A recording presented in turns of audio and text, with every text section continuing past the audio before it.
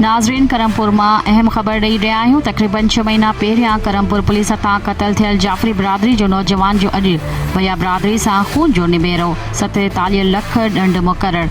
मिलियल ॼाण मूजिब 11 फरवरी जी शाम जो ॻोठ मोहम्मद अमीन जाफ़री रहवासी मक़तूल ग़ुलाम हुसैन जाफ़री के मांधाणी चौकीअ वेझो करमपुर पुलिस मुक़ाबले ॼाणाए क़तल कयो हो, जंहिंजो केस SHO ग़ुलाम शबीर भइयो WHC के बि ॾाहाणी समेत 4 अहलकारनि ते दाख़िल कयो वियो हो, जंहिंजो अॼु इक़बाल ख़ान बिजाराणी जी सरपेची में निबेरो थी वियो।